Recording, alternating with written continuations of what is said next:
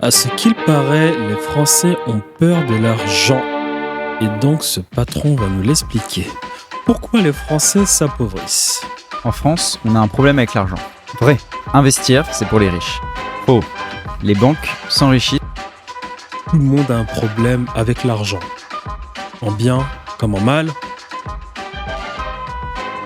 C'est le nerf de la guerre. Sur le dos des Français. Vrai.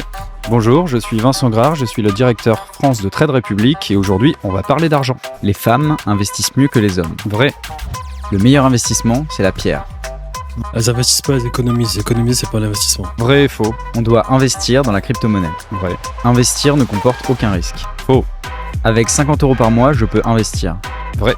Trade Republic ne 50 € par mois, t'investis absolument rien, tu vas te former, tu lances un business. révolutionne pas l'épargne. Achète-toi ouvre un site Shopify. Les Français gèrent mal leur argent. Ça se discute, mais vrai. Il faut Tout le monde gère mal son argent, faut arrêter. créer une banque européenne. Elle existe, la Banque Centrale Européenne. Mon ennemi, c'est le monde de la finance. Faux. Je peux devenir riche en investissant. Vrai. Tout le monde peut être riche. Non. Tu deviens riche et tu deviens wealthy grâce à l'investissement. Vrai. Investir, c'est démocratique. Vrai. Investir renforce les inégalités. Faux. Les Français ont peur de l'argent. Vrai. Et faux en même temps. Si j'investis, je peux tout perdre. Vrai. Un investissement est aussi puissant qu'un vote. Vrai. Mon salaire peut reposer uniquement sur mon investissement. Vrai. Un investissement est aussi puissant qu'un vote, on ne va pas oublier les paroles de Staline. Ce qui compte, c'est pas les gens qui votent, mais ceux qui comptent le vote.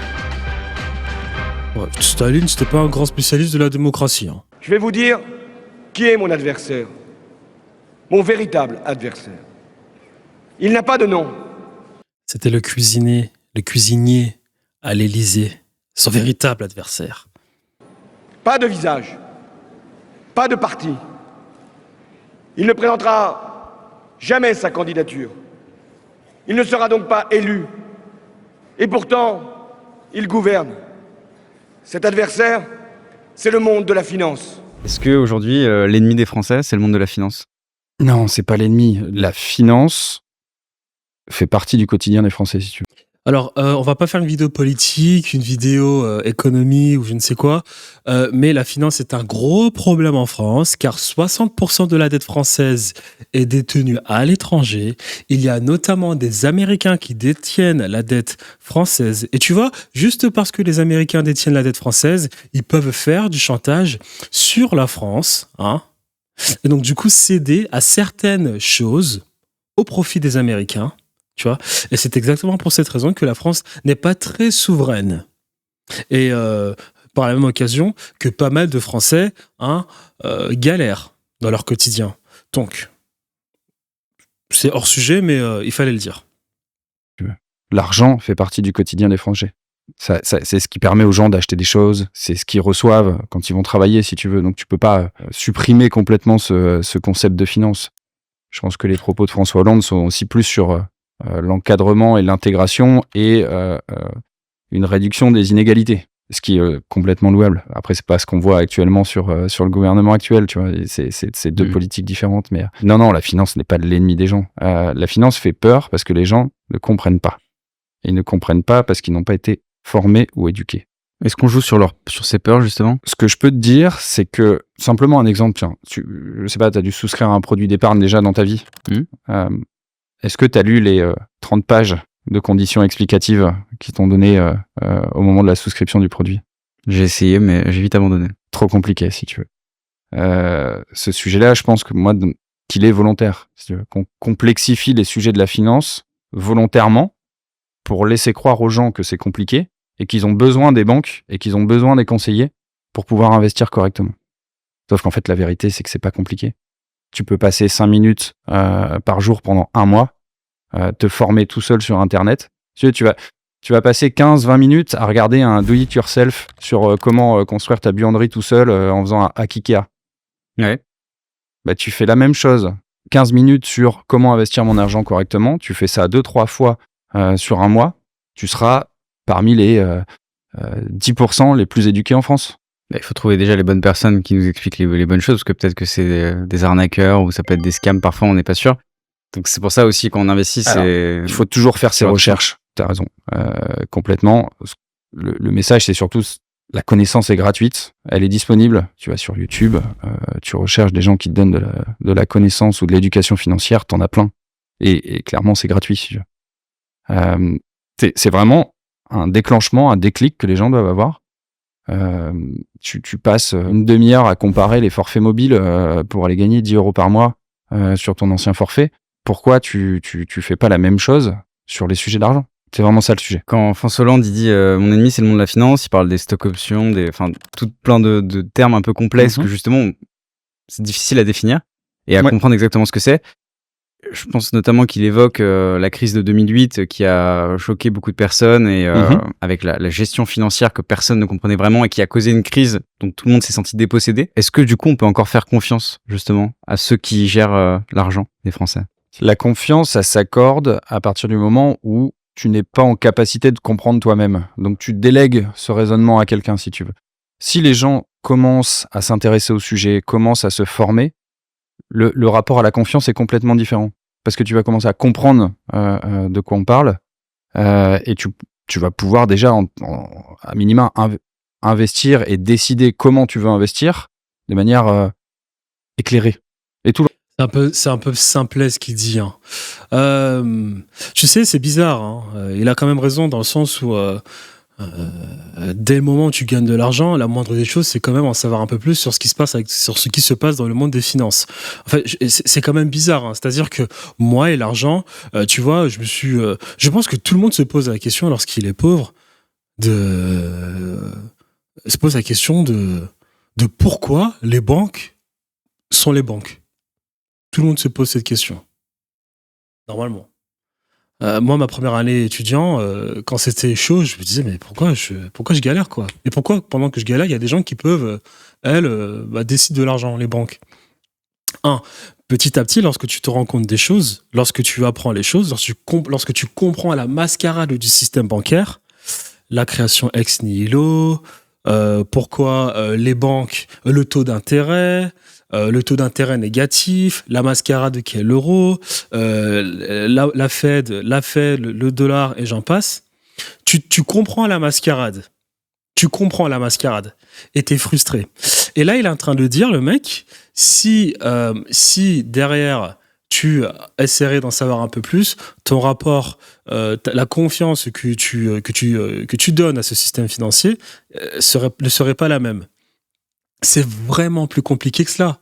Parce que quand tu apprends la mascarade, quand tu comprends la véritable nature du système financier, non seulement tu te rends compte, alors oui, ton rapport au système change, donc ta confiance n'est plus la même, mais la pire des choses, tu te rends compte que tout ceci est une boucle sans issue de sortie. Et donc en fait, tu dois jouer à ce jeu, parce que tu peux pas sortir de ce jeu. Tu peux pas sortir de ce jeu. Parce que la manière dont il est en train de dire la chose, il est en train de dire la chose comme si tout le monde allait simplement arrêter de déposer son argent en banque. Parce que oui, quand tu déposes ton argent en banque, parce que quand tu signes des papiers lorsque tu ouvres un compte bancaire, tu es clairement en train de faire une reconnaissance de dette à la banque. Donc tu as clairement dit à la banque, tiens, je te prête cet argent et tu peux en faire ce que tu veux. C'est une reconnaissance de dette. C'est plus compliqué que cela, tout simplement parce que si tout le monde arrête d'investir son argent, il va se passer ce qui s'est passé avec l'or aux États-Unis. Hein, tu sais, lorsque les États-Unis avaient des problèmes avec leur monnaie et que du coup les Américains avaient beaucoup d'or chez eux, on a voté une loi pour que toute personne qui dépose on a voté une loi qui stipulait que toute personne qui détenait de l'or était à partir de ce jour, le jour où la loi a été votée, criminelle. Et donc du coup tout le monde a déposé ses stocks d'or à la banque. Il se passera la même chose. Hein, si demain tout le monde arrête de déposer de l'argent, le gouvernement mettra en place certaines actions pour que le jeu continue de tourner. Donc c'est un sujet très compliqué. Tout le rapport est différent. Et pourquoi on veut pas éclairer les gens? C'est pas un sujet qui est tombé dans l'opinion, dans le débat public. C'est pas un sujet qui est considéré comme Le problème n'est même pas d'éclairer les gens parce que le moment où tu découvres cette mascarade, justement, comme je suis en train de le dire, tu te rends compte que c'est vraiment une mascarade en bande organisée et que le seul moyen pour toi de t'en sortir, c'est de jouer à ce jeu. Il y a pas de sortie. Tu joues à ce jeu. Tu peux pas te barrer avec ton argent ailleurs parce que ce sera les mêmes règles du jeu ailleurs. prioritaire, et à tort. On a la chance en France d'avoir une population qui épargne beaucoup. Si tu veux, l'effort, quand on dit aux gens il faut investir, on parle pas d'un effort où on dit aux gens supprimer un resto sur 4 par mois. Parce qu'en fait, ça, ils le font déjà. Il y a 17% des revenus, en moyenne, qui sont mis de côté. Vous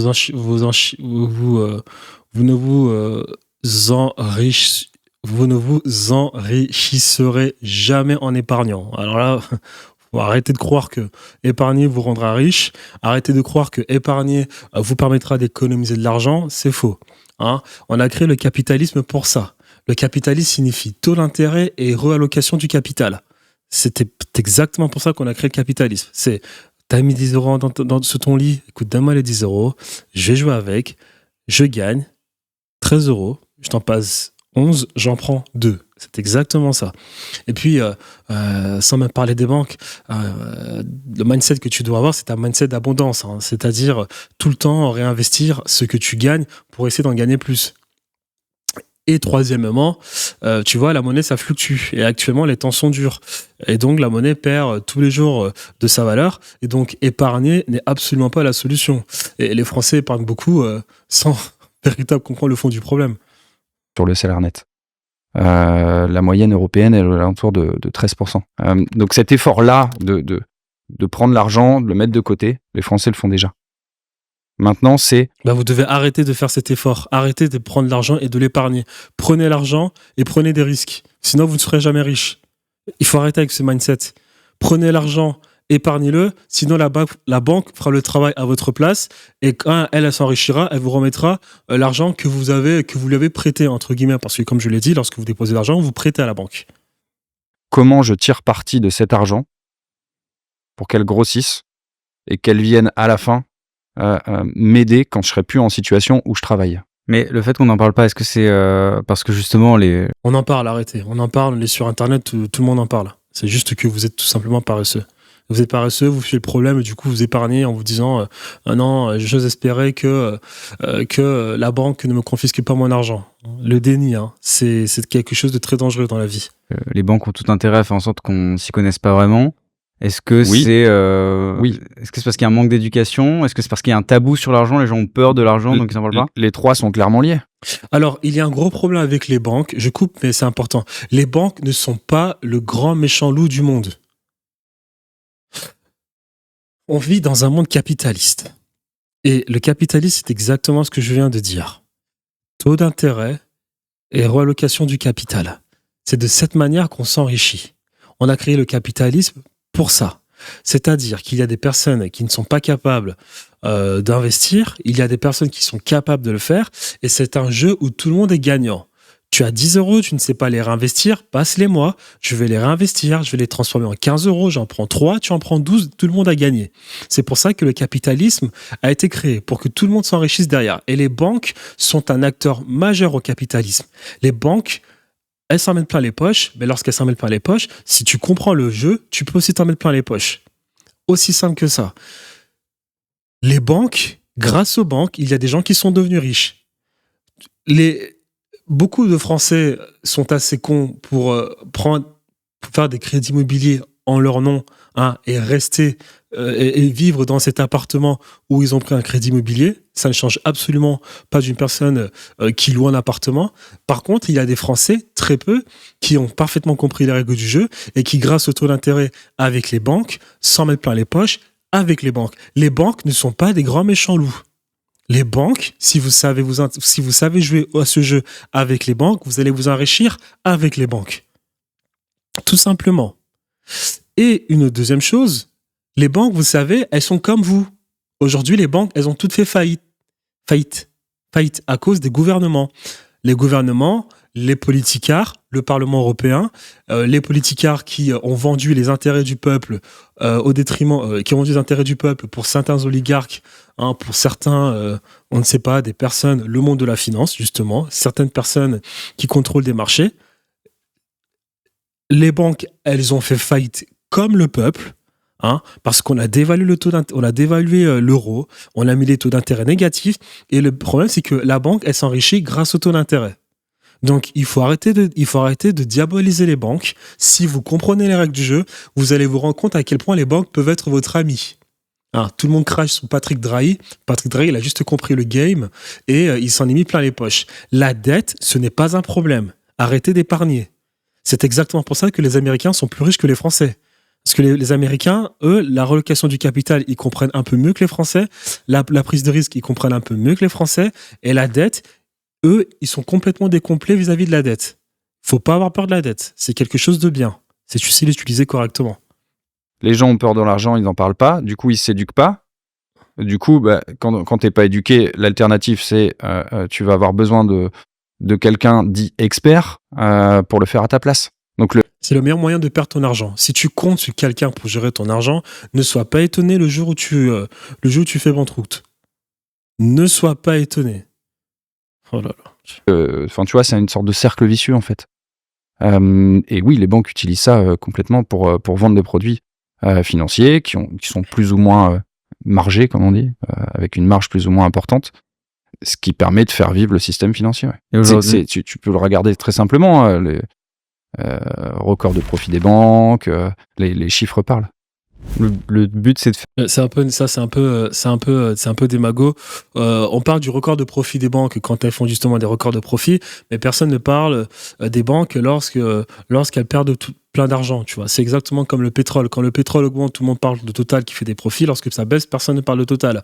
Hein, c'est exactement pour ça. Vous savez, si je vais vous expliquer un truc, si les banques sont devenues très agressives, c'est-à-dire qu'elles mettent plein de petites taxations sur votre compte bancaire, pas taxation, plein de petits, voilà, elles ont mis en place plein de petites commissions sur votre compte bancaire, c'est parce que les banques ont fait faillite et qu'elles essayent désespérément de faire du bénéfice.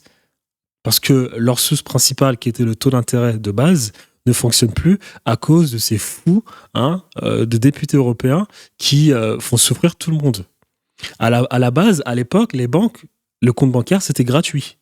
À la base, tout était gratuit. Parce que la banque, elle n'avait que faire, elle faisait son bénéfice sur le taux d'intérêt.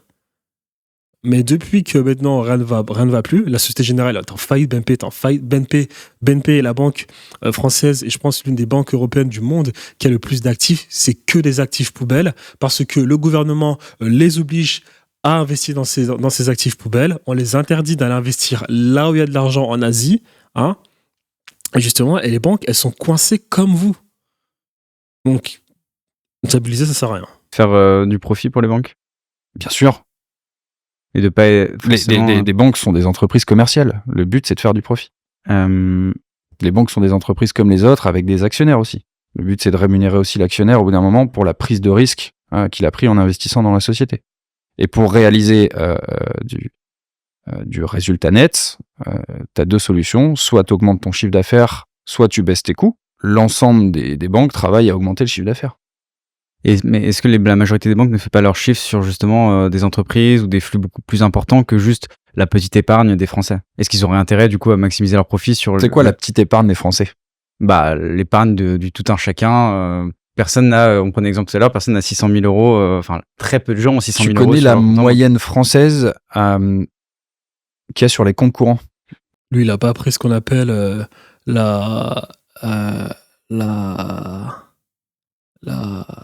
comment ça s'appelle ? C'est-à-dire que lorsqu'il y a 1 euro déposé dans un compte bancaire, la banque a le droit d'en prêter 9. Ça s'appelle la réserve fracturée. Comment ça s'appelle ? Faut que je retrouve le truc. Mais tu vas me la dire. 18 000. Il y a en moyenne 18 000 euros sur les comptes des Français par foyer fiscal en France, ce qui est énorme. Et cet argent-là, elle n'est pas rémunérée. Personne qui donne d'argent. La banque le prend, elle le place, elle te donne pas d'intérêt. Personne n'en parle. Tu trouves normal, toi, de devoir payer des intérêts quand t'empruntes à la banque. Les systèmes de réserve fractionnaire, voilà, c'est exactement ça. Tu fais un crédit conso, tu fais un crédit IMO, t'empruntes, tu payes des intérêts. Est-ce que tu trouves normal que la banque te paye pas d'intérêt sur ton argent? Parce qu'en fait, quand tu déposes ton salaire tous les mois sur ton compte bancaire, bah c'est comme si tu le prêtais à la banque. Parce que Je l'ai dit, mais il a dit quelque chose aussi qui est important. Il a dit, t'as qu'à lire la notice. C'est écrit, t'as qu'à lire la notice. C'est-à-dire que ton argent, t'es même pas capable d'être attentif vis-à-vis de ton argent.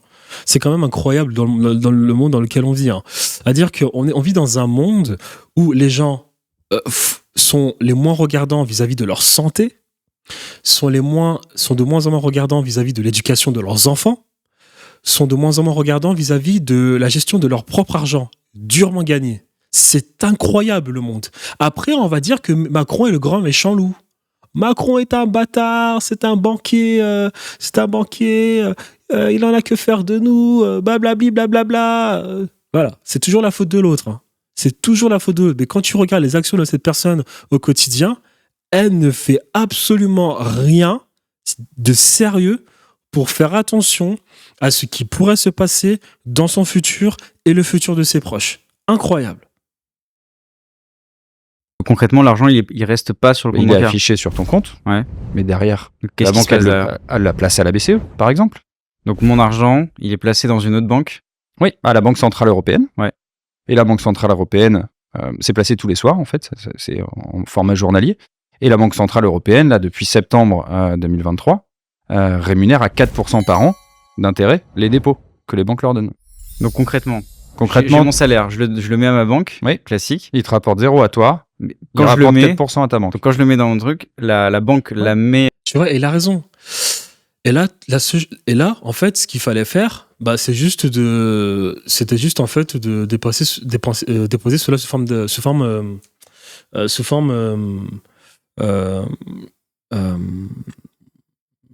c'est d'action de taux d'intérêt. Parce qu'en fait, les gens parlent d'argent comme s'il n'y avait que l'argent réel. Il y a l'argent réel et il y a le taux d'intérêt.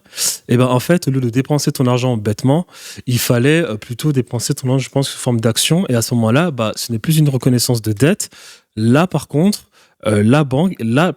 c'est autre chose. Et à ce moment-là, la banque te doit des taux d'intérêt. Je sais plus comment ça s'appelle, j'ai oublié le nom. Mais tu vois, mais ça s'apprend sur Internet et ça s'apprend gratuitement. Et on se répète, mais il a totalement raison. Ça, tu peux l'apprendre. Et la BCE, et la BCE leur donne 4% en plus de ce qu'ils ont mis. Oui. Donc, sur mon salaire, il y a 4% en plus. La banque m'affiche toujours le même salaire. 4%, c'est un taux annuel, hein, je Oui. précise. Ok, d'accord. Et donc, ça marche comment ? C'est tous les ans, ils mettent Tous des les jours. jours.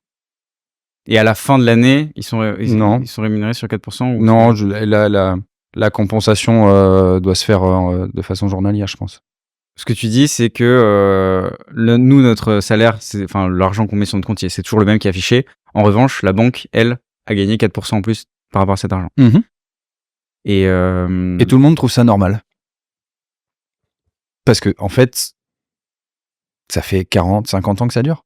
est-ce que en c'est pas un France- modèle financier aussi qui permet pour les banques de se rémunérer, C'est un modèle, qui est assez, on se dit, la banque me rend un service. c'est un modèle qu'on a tous connu. Toi, moi, c'est quelque chose sur lequel on est habitué. On n'a jamais eu d'argent en tout cas, on n'a jamais touché d'intérêt sur l'argent qu'on a à la banque. Hormis celle qui est Tu peux toucher les intérêts quand tu déposes ton argent à la banque. Par contre, je n'arrive pas à trouver le mot. Par contre, ne le dépose pas comme ça en cash. Tu le déposes sous forme d'action, je crois, ou il y a une forme. C'est pas assurance vie, c'est sous forme d'action. Et à ce moment-là, ce n'est pas une reconnaissance de dette. Là, par contre, c'est vraiment de l'argent que tu as prêté à la banque et qu'elle doit te rembourser avec intérêt. Je sais plus comment ça s'appelle, il faudrait que je retrouve le terme exact. Mais tu peux aller à la banque, déposer cet argent correctement en leur disant, voilà, je veux que ce soit déposé sous forme d'actif. Et par contre, vu que la banque, elle est coincée à cause des réglementations du gouvernement, elle va te dire, ah, mais vous pouvez investir que ici, ou bien que là, jamais en Chine, ou jamais en Russie, ou jamais au Brésil. Et tu te rends compte vite que le système est douillé. placée, mais celle qui est disponible sur le compte courant n'a jamais touché d'intérêt. Petite session historique, ça dure depuis les années 60. En fait, dans les années 60, les salaires étaient encore payés en majorité en espèces. Et l'État voulait pousser les gens à se bancariser. Oui, parce que donc, l'argent en espèces, les gens ne mettaient pas forcément l'argent dans les banques. Ils Les le gens gardaient n'avaient chez pas eux de dans un compte courant, coffre. le compte courant n'était pas aussi répandu. C'était pas obligatoire Parce que le cash, c'est la liberté. Et l'État, votre liberté, d'avoir un RIB Exactement. pour son salaire, etc. Maintenant, c'est obligatoire. Dans les années 60, ça l'était pas. Et donc, l'idée, c'était de dire, pour inciter les gens à ouvrir des comptes bancaires, à déposer l'argent dessus, ce qu'on va faire, c'est qu'on va pas leur faire payer de frais de gestion ou de frais de tenue de compte, on appelle ça. Donc, c'est les frais sur lesquels la banque se rémunère pour gérer ton compte, en fait. Ni le chéquier.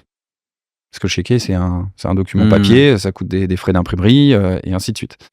parce que quand c'est gratuit, c'est toi le produit, et bah du coup, elle se fait de l'argent sur toi. Quand tu dépenses ton argent comme un con, bah elle prend ton argent, elle va gamble avec, tout simplement.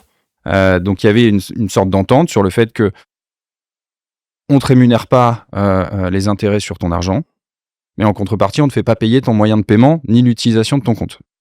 Ce qui est très bien, ce qui a fonctionné. Les gens ont ouvert des comptes bancaires, les gens ont commencé à utiliser les banques. Bah, je dis ça ne fonctionne plus, tout simplement parce que les banques ont fait faillite. Et donc, du coup, on devient de plus en plus agressif, on met des petites commissions et on essaie de gamble le maximum possible. Hein. Faut comprendre, hein, quand je dis qu'on essaie de gamble le maximum possible, c'est tout simplement parce qu'en fait, il faut comprendre que les gouvernements interdisent aux banques d'aller gamble là où elles peuvent être sûres de gagner le plus d'argent. Le meilleur moyen actuellement de se faire de l'argent dans le monde, c'est en Asie, et les gouvernements empêchent les banques d'aller se faire de l'argent en Asie. Sauf s'il faut qu'elles jouent à certains stratagèmes, hein, voyez-vous. Voilà. Et donc, du coup, bah, malheureusement, elle est obligée de jouer au gamble aux États-Unis, hein, au marché financier, à la bourse de New York, hein, malheureusement. Voilà. Et c'est exactement pour ça que les États-Unis sont un cancer pour l'Europe, un cancer pour la France, un cancer pour les pays occidentaux et européens.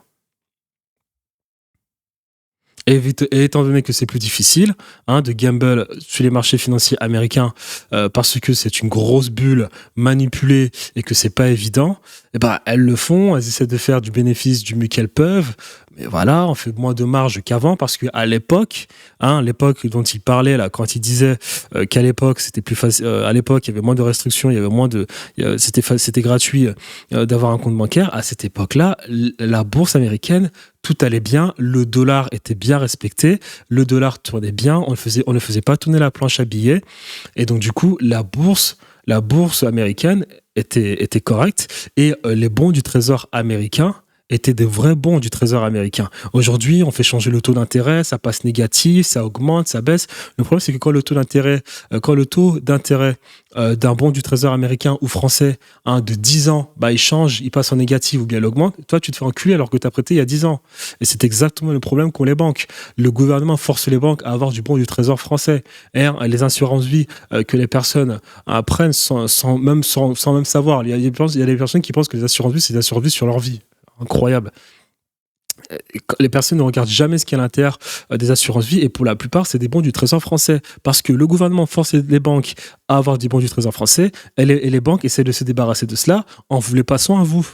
Et ça, il faut juste faire ses propres recherches. Donc, c'est de plus en plus difficile pour les banques de gamble. Et donc, du coup, elles sont obligées, faire du cash en économie réelle en vous mettant des commissions. C'est comme il a si bien dit, tout ça, c'est du capitalisme, c'est du profit. Sauf qu'en fait, c'est plus le cas aujourd'hui. Aujourd'hui, il n'y a plus personne qui utilise de chèque. Je crois qu'on est descendu à 3%, ça représente 3% des moyens de paiement. Les frais de tenue de compte, tout le monde en paye, globalement. Ta carte bancaire, tu la payes. En fait, le deal, il y a une partie qui est tombée, mais il y a l'autre partie qui est toujours en vigueur. En fait, ce que tu dis, c'est qu'on a incité les gens, les banques ont fait en sorte d'inciter les gens à utiliser des comptes bancaires. L'État a voulu inciter les gens à se bancariser. Et donc, pour ça, on a mis en place C'est pour mieux vous contrôler quand vous sortez dans la rue, protester contre Macron. Vous avez vu ce qui s'est passé avec Justin Trudeau, et les twerkers, Dès qu'on s'est un peu révolté, allez hop, on gèle le compte bancaire. Voilà. Bon, il y a encore des pays qui ont le réflexe du cash comme les Allemands et les Suisses, les Américains aussi, mais ils veulent vous contrôler. Des atouts pour les banques, c'est ça ce que tu dis, donc des taux, etc. Et surtout que comme la France ne fait que des conneries avec sa dette, Hein, la France perd de plus en plus en crédibilité. Elle est passée à 2A- avec son agence corrompue Standard & Poor's. Donc la France a de plus en plus de mal à s'endetter. Hein. On rappelle que la dette, ce n'est pas un problème si tu sais, si tu gagnes toujours plus que le taux d'intérêt de la dette. Donc si tu empruntes à 3% et que toi tu fais du 4%, c'est pas un problème la dette. Il y a 1% de bénéfice. La France a de plus en plus de mal à emprunter. Donc tu vois bizarrement Macron se balader de plus en plus avec les Chinois, les Qataris et j'en passe. Pour un maximum essayer de vendre du bon du trésor français et d'augmenter la dette. Bruno Le Maire va vous dire que, regardez, on s'enrichit, le PIB a augmenté alors que le PIB, c'est de la dette. C'est de la dette pas pour faire du business, c'est de la dette pour continuer de payer le train de ces personnes. T'es ministre 6 mois après, t'as 17 retraites. Et ensuite, derrière, quand Macron réussit à faire en sorte de prêter cet argent à ces oligarques inconnus, tu sais, ces autocrates qataris, ces oligarques américains, et j'en passe, eh bien, il faut une garantie. On va dire, Macron, écoute, ta dette, elle est pas bonne, là. Comment est-ce que tu vas rembourser ? T'inquiète. J'ai dit à la banque de verrouiller, de serrer la vis pour ce qui est des comptes bancaires français. Donc, s'il le faut, t'inquiète. J'appelle la banque. Elle tire l'argent et je vous le renvoie. Ok, d'accord, Macron, c'est bon, vas-y, allez, tiens. Tu veux combien, Macron ? Ok, c'est bon, allez, tiens, prends. Voilà. Et c'est exactement pour ça. Qui permettaient de les rémunérer. Oui. Et aujourd'hui, maintenant que le monde est bancarisé, il n'y a plus d'intérêt à récompenser les banques pour faire venir des gens chez eux. C'est ce que tu dis, pour être clair ? Non, ce que je te dis, c'est que à l'époque, tu payais pas ton compte bancaire, tu payais pas de frais de tenue de compte. Et en contrepartie, la banque garde les intérêts qu'elle génère sur ton argent. Oui, Sauf que maintenant, tu payes des frais de tenue de compte, tu payes ta carte bancaire et la banque garde quand même les intérêts. Je vous ai donné la raison.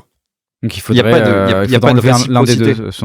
Il y en a déjà un qui est enlevé de facto. Vu que maintenant, tu payes des frais de tenue de compte, tu payes ta carte bancaire, tu payes tout. Et en plus, la banque te conserve tes intérêts. C'est simple, tu regardes les résultats des banques, là, même des banques françaises. On parle de profit record, moi, c'est lié à la hausse des taux, parce que la marge qu'ils se font, elle a augmenté. Moi, le seul truc que j'ai comme problème avec cette personne, c'est qu'il est en train de diaboliser les banques. Alors que c'est du capitalisme, vous essayez de vous enrichir, les banques essaient de s'enrichir. Et je répète, grâce aux banques, il y a beaucoup de gens qui sont devenus riches parce qu'ils comprennent les règles du jeu. Et lui, malheureusement, il est en train de diaboliser les banques, alors que je pense que c'est un patron de banque, c'est ce qui est écrit dans le titre de la vidéo. Il est en train de diaboliser les banques, je ne sais pour quelle raison, alors qu'en réalité, il devrait plutôt dire que les banques, si vous savez jouer avec elles vont être vos amis. Donc, les banques ne sont pas vos ennemis, malheureusement, oui, elles sont coincées comme vous avec le gouvernement. Donc, elles vous ont trouvé comme bouc émissaire pour essayer de creuser leur déficit sur leur valeur comptable. Elles ont trouvé vous comme bouc émissaire, mais si vous savez parler leur langage, vous pouvez être un très bel ami pour ces banques. Tu vois, avant, quand un très bel ami de ces banques. Les taux étaient à 1%, par exemple, la banque se faisait 1% sur tes dépôts. Maintenant que c'est à 4, elle se fait 4%. Donc, ça génère des profits records, c'est très visible. Tu ouvres le bilan de la banque, tu regardes marge d'intérêt, tu vas voir, c'est une belle flèche vers le haut. Et donc, la Société Générale, tout le monde sait que la Société Générale a fait faillite. Tout le monde sait que la Société Générale a fait faillite. Et vous devez aussi comprendre une chose, c'est qu'il y a les banques sont dans la merde comme vous. Parce que vous avez les banques commerciales et vous avez les banques étatiques. C'est les banques étatiques qui frappent l'argent. Les banques commerciales ont la création ex nihilo. Et le truc derrière, c'est que les banques, elles se prêtent entre elles. Elles se prêtent entre elles. Il y a du taux d'intérêt, mais elles se prêtent entre elles. Et lorsqu'une banque fait faillite, tout le monde fait faillite. Parce que si une banque fait faillite, elle ne sera pas capable de rembourser la dette pour les autres banques. C'est exactement ce qui s'est passé en 2008. Donc les banques, elles aussi, elles sont dans la merde, tu vois. Donc, et là, Société Générale, il est en train de la diaboliser, mais il faut savoir que Société Générale, c'est une banque qui est terminée. Donc, 1, comprenez le jeu des banques, et de 2, investissez dans les banques privées. Les banques privées qui, elles, font vraiment du cash et qui sont en surplus. pas les banques traditionnelles, parce que malheureusement, les banques traditionnelles, elles ont un problème, c'est les gouvernements qui les forcent à acheter des actifs pourris, comme des obligations de l'État français. Aussi simple que ça. Exactement comme... qu'est-ce que je voulais dire? J'ai oublié. Exactement... J'ai oublié ce que je voulais dire. Mais les banques traditionnelles, elles sont condamnées. Donc, comprenez le jeu de l'argent. Comprenez à quel point vous pouvez vous enrichir avec les banques, que ce soit dans l'immobilier ou à travers des actifs, et allez travailler avec des banques privées. Des banques privées.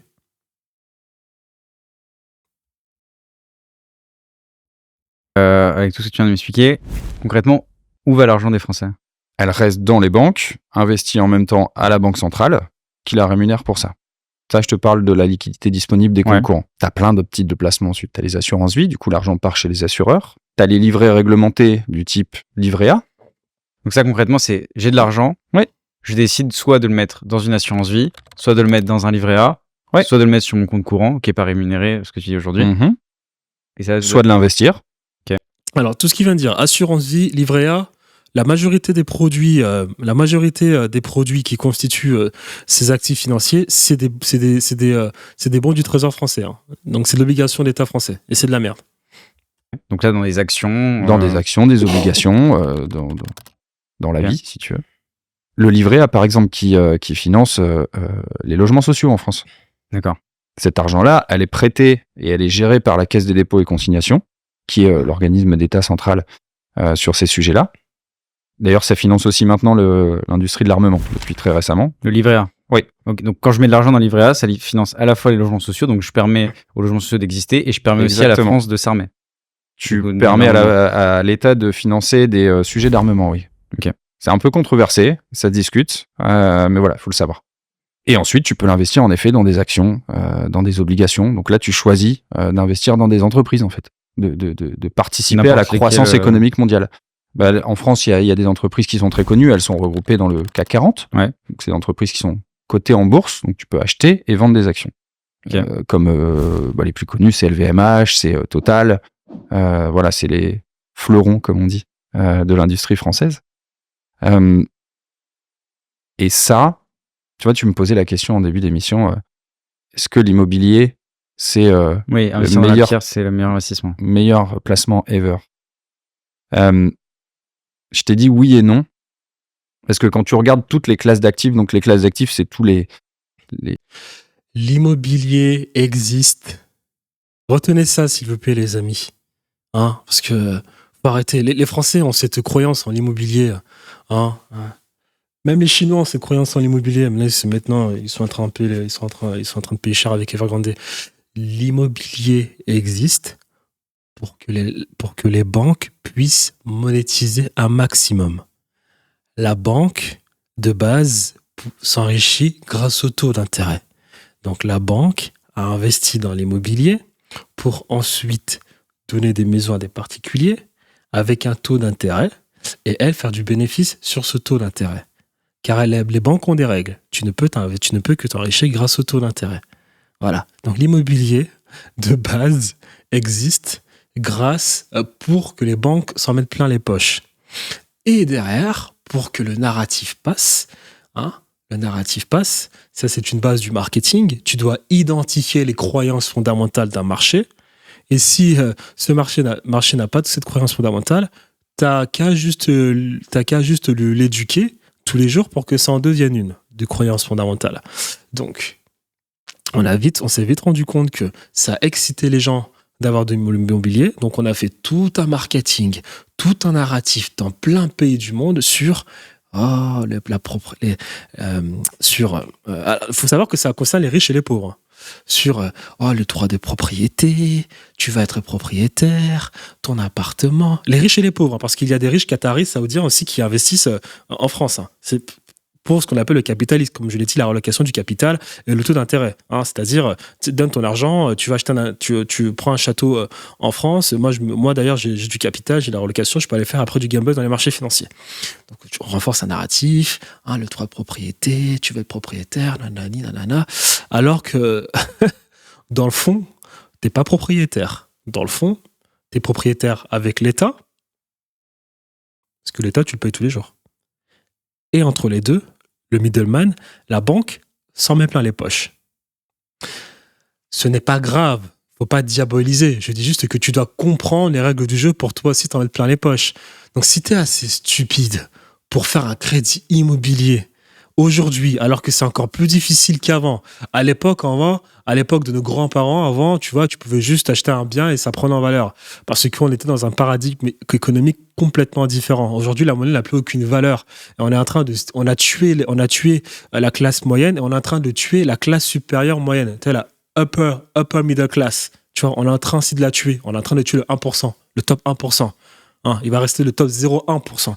On est aussi en train de le tuer. Et toi, si tu écoutes bêtement tes parents qui te disent d'acheter des appartements alors que le monde a complètement changé, hein, et que t'es pas assez malin pour acheter un bien immobilier, hein, en te disant oh, je vais faire une plus-value sur ça, et tous les mois rembourser la banque, t'as absolument rien compris.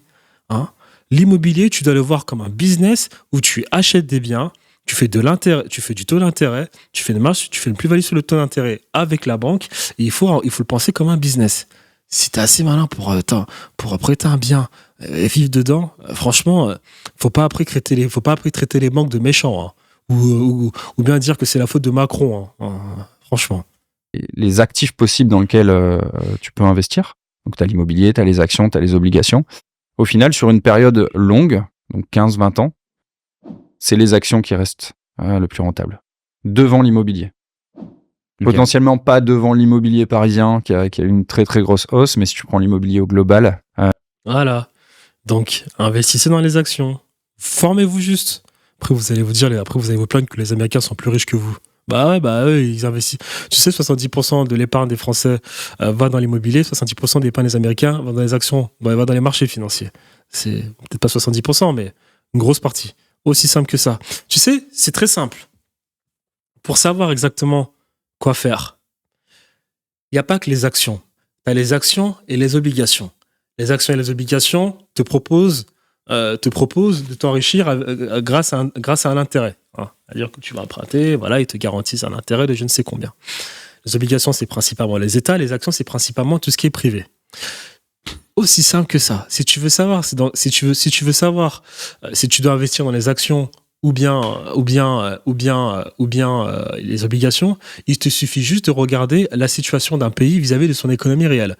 Est-ce que sa monnaie se porte bien ? Est-ce que ce pays a une bonne balance commerciale ?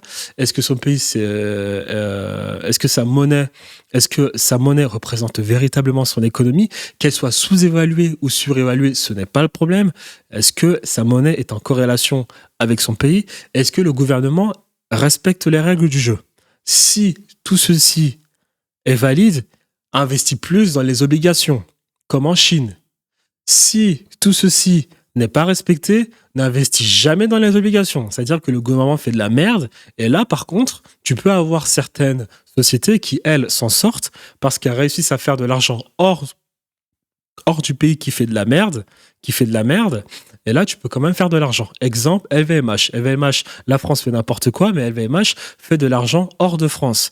90% du chiffre d'affaires de LVMH, sachant que l'impôt français est territorial, c'est-à-dire que de base, la France ne t'impose que si tu as fait de l'argent en France, pas si tu as fait de l'argent hors de France. LVMH fait de l'argent hors de France. Bah forcément, les actions LVMH, si tu ne peux investir que en France, achète du LVMH. Par contre, si tu peux investir en France et hors de France, alors à ce moment-là, aie un bon portefeuille entre actions et obligations, hein, et tu peux du coup regarder quel État fait bien les choses.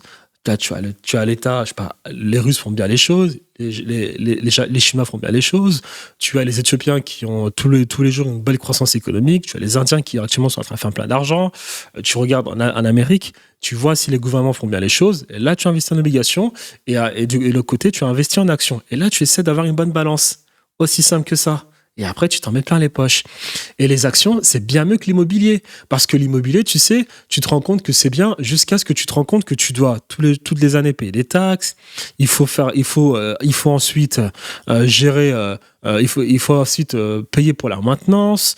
C'est lourd, tu peux pas te déplacer. C'est-à-dire que tu dois rester dans un pays. Ça te bride ta liberté. Alors que les actions, c'est frivole. Tu la vends, tu la changes, tu la revends, tu regagnes et j'en passe.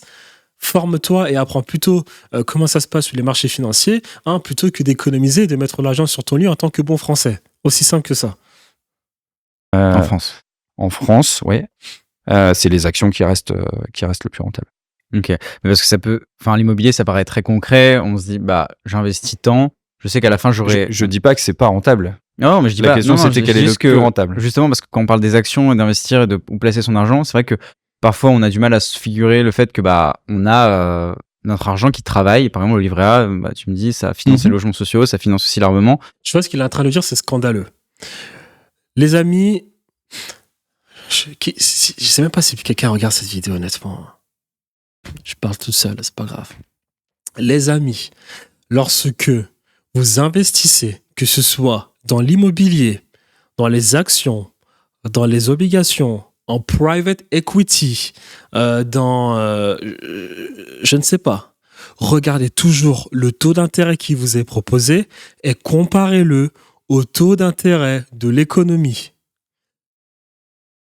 Au taux de croissance, excusez-moi, au taux de croissance du contracteur de cet emprunt. Hein. C'est-à-dire que vous avez le livret A qui contracte le prêt, qui demande à se faire prêter, c'est l'État. Comment voir le taux de croissance de l'État ? Bah, tu regardes tout simplement le PIB. Le taux de croissance de la France, on a 0%. Taux d'inflation, catastrophique. Et ensuite, derrière, tu as le livret A qui va te proposer du 1%. Quand tu fais le calcul, il y a un déficit. Donc, les calculs ne sont pas bons. Un autre exemple, tu as Apple qui veut de l'argent. Tu regardes, Apple te propose quoi ? 3% ? Ok. Quel est le taux de croissance d'Apple à l'année ? Ils sont à quoi ? 4% ? Ok. Là, il y a du bénéfice. Je me prends 1%, donc ça va. Par contre, si Apple avait un taux de croissance de 2%, non, Apple, je ne veux pas. Aussi simple que ça. Donc, s'il vous plaît, les amis, tout ça, c'est gratuit sur Internet quand même. N'investissez jamais sur le livret A. Faisons simple. N'investissez en rien en Occident pour ce qui est des gouvernements. Ils font tous n'importe quoi. Ils ne respectent pas votre monnaie. Ils ont mis en faillite les États. Là, maintenant, ils vont foutre en faillite vous. Parce que les banques n'ont plus d'argent et il faut qu'ils aillent chercher cet argent pour rembourser leurs dettes extérieures. L'Amérique, toute sa dette est à l'extérieur. La France, toute sa dette est à l'extérieur. Il faut bien qu'ils aillent chercher cet argent pour le rembourser. Vu que les banques n'ont plus d'argent, l'argent, ils vont aller le chercher chez vous. Donc, n'investissez jamais sur tout ce que les gouvernements proposent. Jamais. Moral ou pas moral, on s'en fout parce qu'ils ont parlé de la guerre tout à l'heure, on s'en fout. On parle d'argent, on parle de business. N'investissez jamais dans tout ce que les États proposent aujourd'hui à ce jour. Et même les États qui font bien les choses comme l'État norvégien, parce que là, la Norvège est en excédent, parce que la Norvège, elle a du pétrole, et ce pétrole, elle le réinvestit correctement, parce que la Norvège a le gouvernement norvégien a l'un des placements financiers qui fait le plus de bénéfices dans le monde. Hein. Malheureusement, la Norvège, la Suisse aussi, la Suisse, sa monnaie augmente tout le temps parce que les gens cherchent des solutions et ils se rendent compte que l'économie suisse, elle fonctionne parfaitement parce que la Suisse fait parfaitement le capitalisme. Et du coup, tout le monde veut sa monnaie. Du coup, la Suisse est obligée de racheter derrière du dollar pour essayer de faire en sorte que sa monnaie n'augmente pas. Malheureusement, le problème de ces pays-là, c'est que ces pays sont trop petits. Donc, ils n'ont pas assez de monnaie à disposition. Il n'y a pas assez de couronne norvégienne. Il n'y a pas assez de francs suisses. Donc, pour faire très simple, n'investissez en rien pour ce qui est des gouvernements occidentaux. Pas de livret A, pas d'assurance vie, pas d'obligation d'État française, rien. Moi, je me dis, je vois mon compte de livret A, je vois mon argent, il n'a pas bougé, comment ça finance ? Donc, c'est ce truc-là qu'on a du mal à comprendre. Alors que quand on investit dans la pierre, on se dit, je mets tant, j'ai ce logement, c'est très clair, c'est concret, et donc je comprends C'est physique. où j'investis. Exactement, c'est Et même pour la pierre, comme ce qu'il vient de le dire, même pour la pierre et l'immobilier, vous ne pouvez pas vous permettre d'investir sans comprendre la géopolitique des choses. Vous ne pouvez pas vous permettre d'investir sans comprendre l'économie réelle des choses. Même l'immobilier, si on vous propose une plus-value de 2%, comprenez aussi derrière la géopolitique des choses. Je viens de le répéter, le gouvernement français fait n'importe quoi. Donc au bout d'un moment, il viendra vous chercher votre argent. Même si vous faites une plus-value en immobilier, il viendra vous dépouiller. Il viendra vous dépouiller. Il viendra vous dépouiller votre plus-value de 2% ou de je ne sais combien de pourcents en immobilier. C'est et je comprends que palpable. j'investis. Et du coup, tu me parlais des actions. Concrètement, c'est accessible à tout le monde d'investir dans les actions, parce que moi, depuis que je suis petit, je me dis ouais, c'est pour les financiers, les traders. J'investis, je crie ouais, je veux telle action, telle action. C'est un peu l'image qu'on a dans l'univers populaire, mais Ta question, elle porte sur le fait de techniquement pouvoir acheter une action, ou elle porte sur le fait de et je sais pas laquelle acheter. non, c'est techniquement. En fait, ça fait le lien avec ce que je te disais sur la pierre, dans le sens où si je veux acheter un appartement ou une maison, ça me paraît facile et compréhensible. Si je veux acheter une action, ça me paraît assez lointain et pas très. Je sais pas comment faire en fait. Je vais quoi? Si je vais sur un marché boursier, je toque où? Je fais comment? Alors, tu toques à la porte de soit d'une banque, soit d'une plateforme d'épargne. En plus du livret A, de l'assurance vie, du compte courant. Fais jamais ça. Pas de livret A. Les seules choses dans lesquelles tu dois investir en Europe, je dis bien en Europe, c'est potentiellement la Norvège, la Suisse et les entreprises européennes qui font du bénéfice hors du pays. Principalement la France, parce que l'impôt français, comme je l'ai dit, est territorial. La France ne peut imposer les compagnies françaises que sur l'argent qui a été gagné en France. Donc, c'est les seules entités où tu pourrais essayer de gagner, où tu pourrais essayer de voir comment investir. La Norvège, la Suisse et les entreprises européennes qui font bien les choses. LVMH, Total, il y a peut-être des entreprises anglaises, Shell, il y a peut-être des entreprises hollandaises, il y a peut-être des entreprises allemandes. Il y a des entreprises allemandes qui réussissent à faire beaucoup d'argent en Asie en vendant des robots dans des grandes compagnies industrielles pour faire des poids lourds, je ne sais quoi. Ok. Le reste, non. Non, non, non et non. Courant, t'as des enveloppes, t'as des types de comptes qui te permettent d'acheter et de vendre des actions. Je pense notamment au compte titre, qui est le compte le plus répandu en France, et le PEA, qui est la même chose, mais avec des contraintes et un avantage fiscal. PEA, c'est plan d'épargne en action. Ok. Donc ça, je décide d'en ouvrir un si je veux. Si tu veux investir dans des actions françaises ou européennes. D'accord. Okay. Et tu vas avoir un avantage fiscal, mais tu auras aussi des contraintes, c'est-à-dire que tu peux investir que dans des actions françaises ou européennes. D'accord. Tu peux pas aller acheter des actions Apple, par exemple. Avantage fiscal parce que tout leur... Voilà, donc ça ne sert absolument à rien. Si tu peux pas acheter ce genre d'action, ça sert à rien. On est baisés en France. On est baisés en France. Et même les banques, hein, tu sais, les gouvernements interdisent officiellement que tu puisses investir en Asie. Tout l'argent du monde est en Asie. Tu peux même pas investir en Amérique. On est baisé, mais t'as aucune idée. Apple fait du bénéfice tous les jours et toi, tu peux pas investir sur Apple.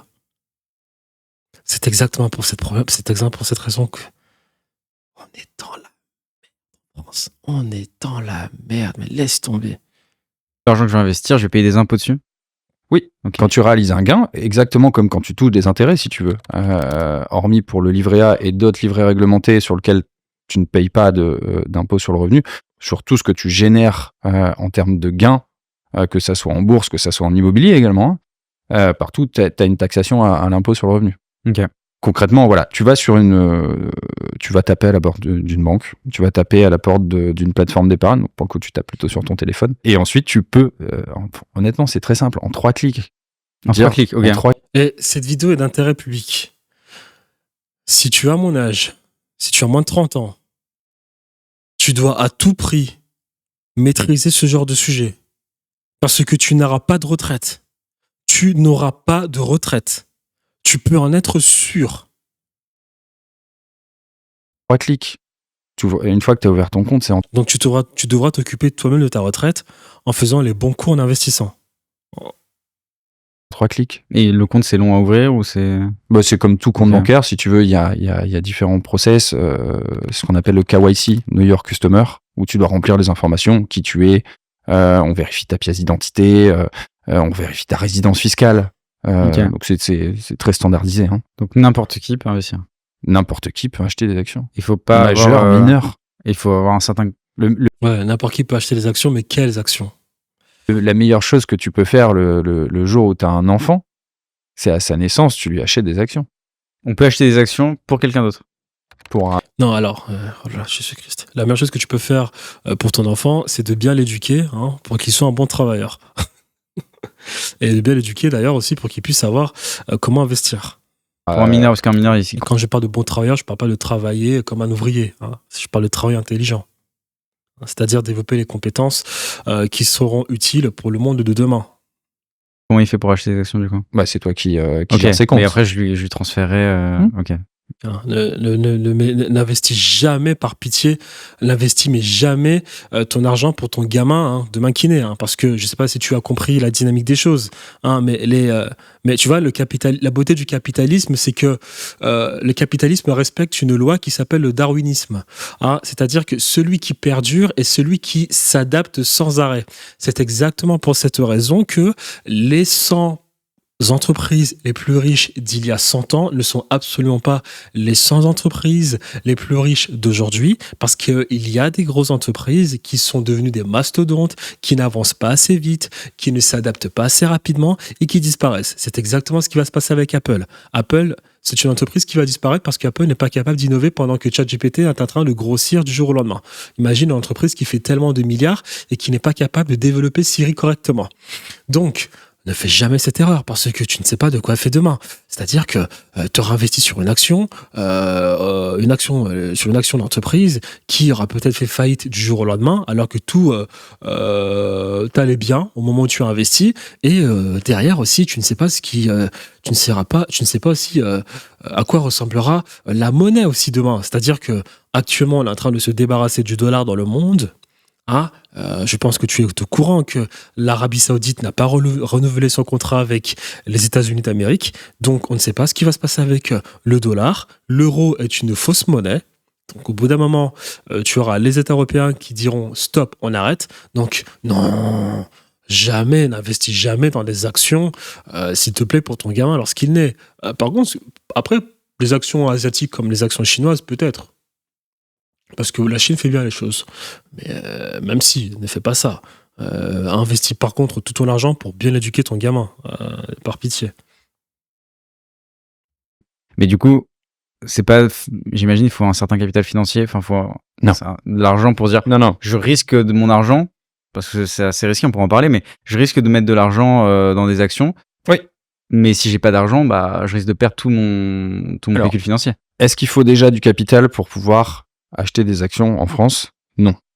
Tu peux, grâce à des plateformes d'épargne comme la nôtre, maintenant dire, moi je veux 40 €, 50 € d'actions LVMH. Et tu peux même automatiser ça. Okay. Dire, moi tous les mois, tu me mets 30 ou 40 € sur une action LVMH. Et ainsi de suite. Et ça, c'est 3 clics. Ok. Mais je risque de les perdre. Bah, c'est bien, au moins tu peux investir sur LVMH, sur Trade Republic. Ça, c'est bien. Mais 30, si l'action LVMH va à 0. Ça, c'est un risque qu'on mesure, comment on sait ou... Après, est-ce que tu as confiance dans l'industrie française quand tu fais ça? Est-ce que tu as confiance dans le secteur du luxe? Là, tu es déjà dans un niveau.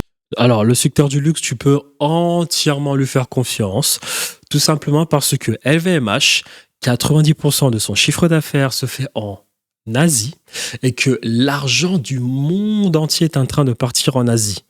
Donc, étant donné que les Asiatiques s'enrichissent, eh bien, comme tout bon être humain, ils voudront un peu se faire plaisir. Et donc, du coup, acheter des articles de luxe. Donc, tu peux faire totalement confiance en LVMH parce que il n'y a personne, il n'y a aucun énarque politicard de merde dans le conseil d'administration de LVMH. Bernard Arnault est un entrepreneur compétent et Bernard Arnault fait son argent en Asie. Donc, vas-y. Niveau de réflexion qui est plus celui d'un méga débutant, si tu veux. Il y a d'autres solutions pour les débutants où en fait tu te poses pas cette question. Si tu dis moi j'ai bien compris qu'en fait si je voulais avoir du rendement, si je veux que mon argent génère un peu d'autre argent et ainsi de suite pour pouvoir être bien à la retraite, j'ai compris que je devais l'investir sur les marchés financiers. J'ai compris que je devais acheter des actions parce que c'est ce qui rapporte le plus à long terme. Mais ça, on va parler justement, parce qu'on n'a pas parlé justement de ce qui rapporte le plus ou pas. Mais par rapport à l'immobilier, tu sais la question d'avant. Ouais, si tu restes longtemps investi, c'est les actions qui te permettront d'avoir la meilleure performance sur ton argent. Une fois que tu as compris ça, tu as des produits qui te permettent au final de pas avoir à choisir dans quelle action tu investis. Ça s'appelle un ETF. L'acronyme est anglais. Donc... Et vous devez aussi comprendre une chose, les amis, lorsque vous allez vous former, parce que vous aurez vu ma vidéo et vous allez commencer à vous former. Vous devez aussi comprendre une chose avec l'immobilier. L'immobilier fonctionne lorsqu'une monnaie est sous-évaluée. Exactement comme en Chine. Parce que les Chinois, c'est comme les Français. Il y a une forte culture de l'immobilier en Chine. Les Chinois n'ont pas une grosse culture des marchés financiers comme les Américains, exactement comme les Français n'ont pas une grosse culture des marchés financiers comme les Américains. Mais il faut une forte monnaie et sous-évaluée pour que l'économie chinoise, pour que le marché de l'immobilier fonctionne correctement. Avec une monnaie sous-évaluée, tu peux faire de l'intérêt, tu peux mettre en place des taux d'intérêt plus facilement. Avec une monnaie sous-évaluée, la construction de bâtiments, ça va plus vite parce qu'il faut que tu exportes ou que tu importes, il faut que tu exportes. C'est une économie très lourde pour faire des bâtiments et j'en passe, et ensuite faire du taux d'intérêt. Il faut une monnaie sous-évaluée parce que pour que l'immobilier se développe, tu dois avoir une économie qui bouge rapidement. Et une économie qui bouge rapidement est une économie avec une monnaie sous-évaluée. Balance commerciale, exportation, à foison, importation. Je ne sais pas si tu comprends ce qu'est l'euro, mais l'euro est une monnaie surévaluée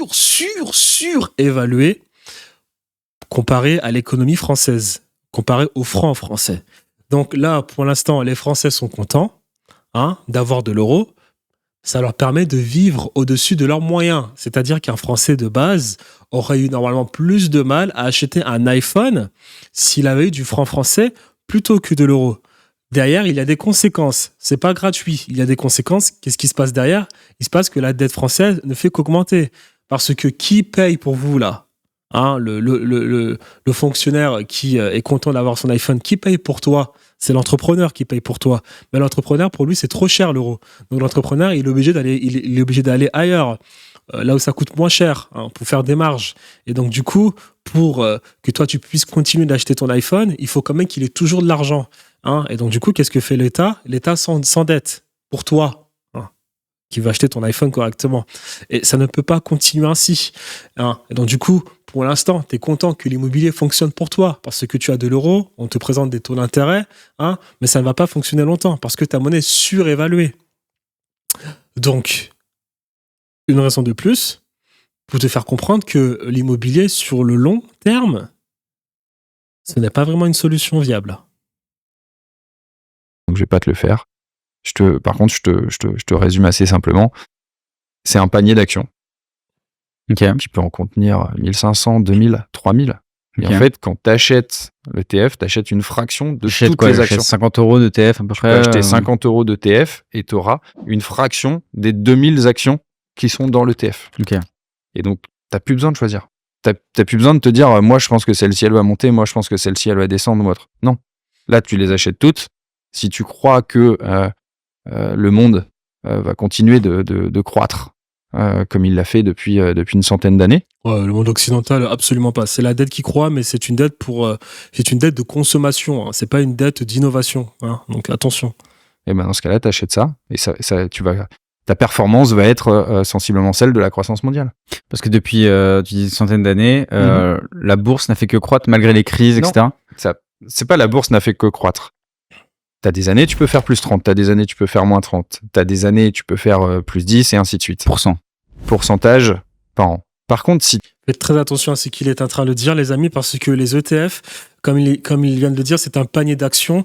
Mais vous voyez, le monde occidental va très, très, très, très, très, très, très mal. Et vous voyez, par exemple, les principaux ETF des États-Unis reportent sur une dizaine d'entreprises qui font du bénéfice pendant que le reste des entreprises survivent à peine. Quelle est cette dizaine, quelles sont ces dizaines d'entreprises qui font du bénéfice? Les GAFAM. Non, même pas. Sony, c'est japonais.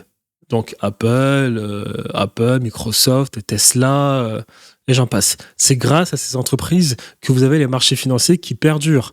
Hein, si vous voyez les grands mastodontes comme Warren Buffett, vous regardez leur portefeuille d'actions, ils ont beaucoup d'actions de ces entreprises. En France, c'est pareil. En France, dans le CAC 40, on a très peu d'entreprises qui qui derrière supportent tout ce climat anxiogène des marchés financiers français. Donc, vous devez prendre cela en considération. Hein. Même les ETF, faites très attention. Très, très, très attention. Si tu restes investi sur 15-20 ans, peu importe la période que tu prends dans le passé, si tu remoyennes tout ça, tu es environ à 7,5% par an. Voilà. Quand l'immobilier, tu es plutôt à 6,5%. Justement, c'est la question que je veux te poser, c'est quel intérêt de mettre son argent en bourse, même dans l'immobilier, etc., en se disant, finalement, j'ai mon argent, il est sur mon compte en banque, bon, certes pas rémunéré, mais pourquoi j'irais le mettre en bourse? Pourquoi j'irais risquer de gagner plus d'argent plutôt que de le laisser sur mon compte en banque? Oh, mais le siècle, c'est question. On a dit que la monnaie perd en valeur tous les jours et qu'il y avait de l'inflation tous les jours. Lorsque déjà, il abuse aussi. Il vient de te dire que le banquier est en train de te prendre ton argent et qu'il ne respecte pas ton argent. Si tu mets de l'argent en banque, déjà de 1, c'est une reconnaissance de dette. La banque, elle fait ce qu'elle veut de cet argent. Hein, d'accord? La banque fait ce qu'elle veut de cet argent. Si la banque fait n'importe quoi avec ton argent, tu le reverras pas. Hein, on a vu des gens qui ont perdu leur argent de cette manière. De 2, il y a l'inflation. Donc, on a imprimé trop de monnaie. Donc, la monnaie a perdu en valeur. Donc, tu as laissé 10 000 euros le jour 1. Le jour 365e jour, c'est plus 10 000 euros qui te restent, c'est 8 000 euros. Avec les actions, lorsque tu comprends lorsque tu comprends les règles du jeu des marchés financiers, avec les actions, tu peux faire une plus-value qui est au-dessus du taux de croissance, du taux d'inflation, hein, de la France, ou bien de l'euro, ou bien du marché occidental. Je sais pas, si tu as un taux d'inflation de 7% et que toi derrière avec des actions tu as réussi à faire un 10%, et ben les 10 000 euros, il reste 10 000 euros plus 3% de différence. C'est pour cette raison qu'il est important d'investir derrière. Vous devez investir. Et ça, vous pouvez être sûr de le faire, pas en immobilier. En immobilier, c'est un taux un peu plus fixe. Alors qu'avec les actions, avec une stratégie bien réfléchie, votre argent, vous le protégez. Donc en fait, si tu fais rien, ton argent, elle meurt. C'est-à-dire, pourquoi il meurt? Elle disparaît pas. Par contre, il y a un phénomène qui se passe, et on en parle un peu beaucoup dans l'actualité actuellement, mais c'est l'inflation. Okay. L'inflation, en 2 mots, c'est la hausse des prix. Ça mesure la hausse des prix des produits de consommation de base. Donc, ça peut être le prix des pâtes, ça peut être le prix de l'énergie, le prix de l'essence. Et une chose sur l'inflation, ils vous mentent. Ils vous mentent sur le chômage, ils vous mentent sur l'inflation, ils vous mentent sur le PIB, ils vous mentent absolument sur tout. Ils vont vous annoncer un chômage à je sais pas combien, 3-4%, c'est faux. Ils font des manipulations dans le calcul du taux de chômage en ne prenant pas en considération une partie de la population française. Il se passe exactement la même chose avec le taux d'inflation. Ils vont vous annoncer un taux d'inflation de je sais pas moi, 2%, je ne suis absolument pas au courant de ce qui se passe à ce niveau-là, parce que moi justement je me forme pour protéger mon argent. Ils vont vous annoncer un taux d'inflation de X, alors qu'en réalité, le taux d'inflation est bien plus élevé que ça, parce qu'ils trafiquent leur prix pour vous rassurer dans les médias. Mais je pense que vous n'êtes pas si con, parce que vous le voyez quand vous achetez vos pâtes, quand vous achetez votre PQ, quand vous allez payer votre essence. À quel point c'est absolument pas le taux qu'ils annoncent. Et dernièrement, qu'est-ce que je voulais dire dernièrement? Ils vous mentent aussi pour le PIB. Pour le PIB, il vous mente, il vous dit que le PIB a augmenté alors que ce n'est que de la dette de consommation, donc c'est de la dette pour rembourser les anciennes dettes. Et la dernière chose que je voulais dire, justement, lorsque Bruno Le Maire vous dit « on a sauvé l'économie française, on s'est endetté pour vous sauver », comprenez que la dette va être remboursée. La dette, ce n'est que de l'impôt différé. Qui va rembourser cette dette? C'est vos petits-enfants, ou bien c'est vous plus tard. Hein, ils vous ont sauvé maintenant, mais plus tard, il faudra payer les pots cassés. Hein. Donc, comprenez aussi tout cela lorsqu'on parle d'inflation. Quand les prix augmentent, au final, avec ton argent, avec la même somme d'argent, tu peux acheter moins de choses. Okay. Voilà l'exemple de la baguette de pain. Est-ce que les salaires augmentent pas en conséquence justement de l'inflation? C'est se dire les salaires restent les mêmes mais les prix augmentent? Alors aussi une autre chose pour les salaires, les amis. Il y a beaucoup de personnes qui sont assez naïves et se croient malins lorsqu'ils disent qu'il faut qu'on augmente le SMIC en France. Augmenter le SMIC en France est le meilleur moyen de créer la faillite chez les entrepreneurs. Et je ne sais pas si vous le savez, nous avons 65% des fonctionnaires en France qui vivent grâce aux entrepreneurs. Et je ne sais pas aussi si vous le savez, le gouvernement s'en met plein les poches grâce aux entrepreneurs. Pas grâce à la dette, parce que la dette, ils empruntent pour la rembourser, mais les entrepreneurs, lorsqu'ils prennent leur argent, c'est du bénéfice net pour l'État. Donc, qu'est-ce que je voulais dire? Je me suis embrouillé, voilà. Je me suis embrouillé. Attendez que ça revienne. Qu'est-ce qu'il disait? C'est ça qui fait la différence? Tu penses que les salaires augmentent Voilà, et les SMIC. Voilà, donc ce que je voulais dire, c'était que le SMIC, ce n'est absolument pas la solution. Ce n'est absolument pas la solution. Déjà de 1, pour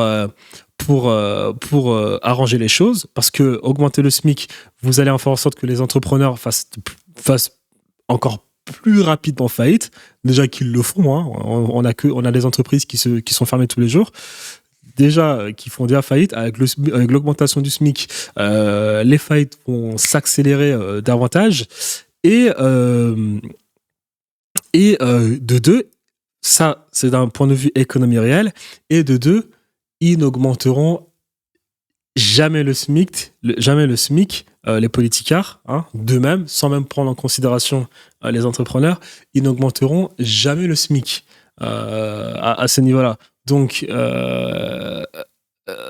n'attendez pas que vos salaires vous sauvent lorsque vous le déposez à la banque. En fonction de l'inflation? Je sais pas. Non, c'est pas le cas. L'inflation augmente, ton épargne n'augmente pas en fonction. Quand je dis déposer à la banque, je parle par rapport à l'inflation. De l'inflation. Ouais, actuellement, on est à 3,6 là au moment où 3,6 on se parle, pour 100 par an. Non, c'est l'inflation actuelle. Ah oui, donc les prix augmentent de 3,6% par an actuellement, au moment où on se parle. Okay. Ton livret A, il te rapporte 3%. Donc c'est bien, tu as réussi à compenser une partie de cette inflation-là, mais tu perds quand même de l'argent. Oui, parce qu'avec tes 1000 euros de livret A, avant tu pouvais t'acheter une centaine ou un millier de baguettes de pain, bah après tu pourras t'en acheter que 900. L'exemple n'est pas très bien formulé si tu veux, mais ça peut marcher avec les voitures, ça peut marcher avec tout. Tous les prix augmentent en fait. Et si ton épargne n'augmente pas au même niveau, voire plus que l'inflation, la réalité c'est que tu t'appauvris. Donc si je laisse mon argent sur mon compte en banque, je m'appauvris. Oui, parce que ton argent meurt. Donc j'ai pas le choix, entre guillemets, c'est ce que tu dis, on n'a pas le choix de l'investir, que ce soit dans des actions ou d'autres placements financiers. T'as pas le choix. Sinon tu seras plus pauvre à la fin que maintenant en fait. Ok, mais ça, c'est quelque chose justement qu'on nous dit pas, qu'on nous apprend pas. Ah bah non. Et l'important. Est-ce qu'il y a que les financiers qui le savent? Comment on fait en sorte que les Français sachent ça aussi? Parce que les Français comment? Il y a des questions. Les Français le savent. Tu vois, sur Internet, c'est donné. Moi, je l'ai appris grâce à Internet. Donc, la vidéo est terminée. Parce que je vais pas non plus faire 15 heures sur cette vidéo. Si tu es sur ma chaîne YouTube principale et que tu as regardé ces vidéos, tu sais exactement ce que je vais te dire. 1. Tu fais du high ticket. Parce que, avec tout ce climat que j'ai pu t'expliquer dans cette vidéo, l'inflation, Macron qui va aller à la guerre, donc l'euro va doublement perdre en valeur. Donc tu vas investir en immobilier, tu vas faire ton malin alors que tu vas perdre de l'argent. L'énergie coûte cher. L'euro n'est pas une monnaie. Pour toutes ces raisons, lorsque tu vas vouloir créer un business et t'en sortir, le seul moyen pour toi de t'enrichir, c'est de faire du high ticket. High ticket en e-commerce, high ticket en vendant des services ou des programmes d'accompagnement, je ne sais pas, tu dois faire du high ticket. Tu ne peux pas être riche en Occident en vendant des trucs peu chers. Et tu ne peux pas et penser être riche en faisant des startups, c'est pas intéressant. Nous, on veut de l'argent maintenant parce que ça sent le roussi aujourd'hui, pas demain. Aujourd'hui, ça sent déjà le roussi. Donc, on veut de l'argent maintenant. Donc, le moyen le plus rapide de s'enrichir, c'est en faisant du high ticket. Il y a les techniques que tu peux développer grâce à ma chaîne YouTube. Et deuxièmement, lorsque tu t'enrichis et que tu auras écouté tous les conseils que je viens de te partager et que ce patron de banque t'a aussi partagé, deuxièmement, tu te formes comme je suis en train, moi, d'apprendre tous les jours pour bien investir ton argent. Donc, 1, tu développes tes compétences en étiquette, en marketing. Et 2, tu apprends à investir ton argent. Très bonne journée.